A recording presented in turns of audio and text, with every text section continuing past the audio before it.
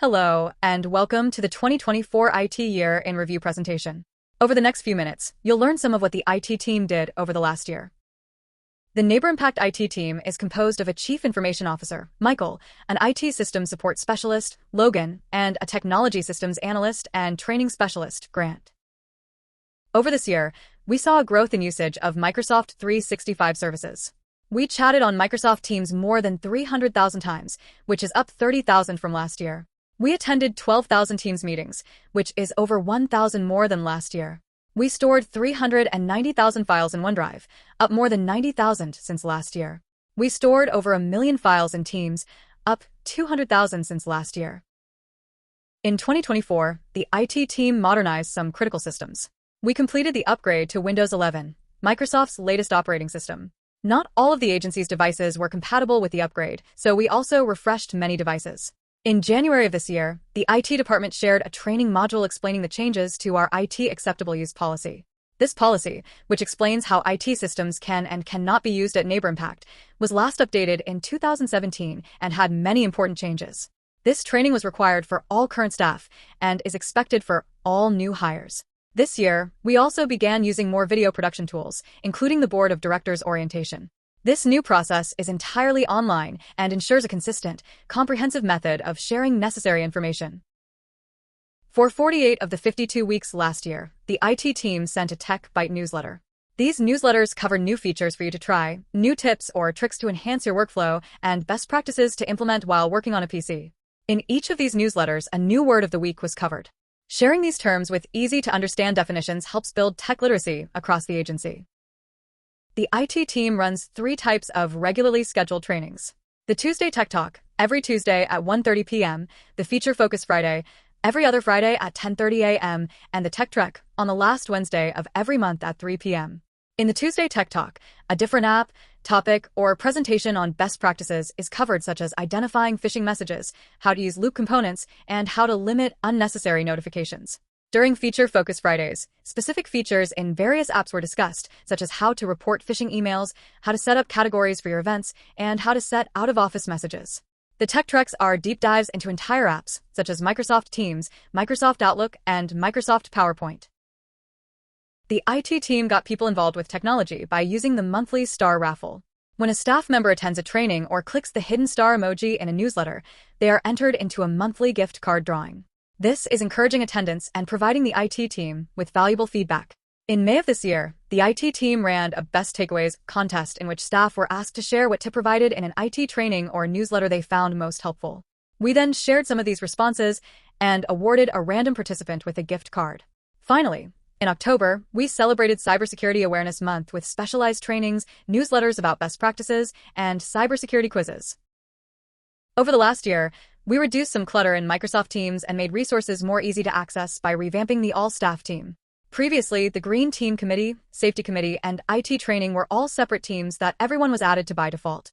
Now, we have merged those together in the all-staff team, so there's only one spot to find all those resources. We also added new channels to it, including communications information, HR resources, and fiscal resources to make those departments able to share critical resources with everyone easily. The IT team also helped promote organization across the agency by covering productivity apps such as Microsoft To-Do, Planner, Sticky Notes, and Loop in newsletters and trainings. These tools, that are available on all of our accounts by default, save us time and keep us on track with our goals. This year, the organization spread the message using text messages more than ever before. Neighbor Impact has 8 dashboards, with 3 of them created in the last year, allowing us to now text our volunteers, board members, and donors. Almost 160,000 text messages were sent by our programs to clients in a format that is proven more likely to be read.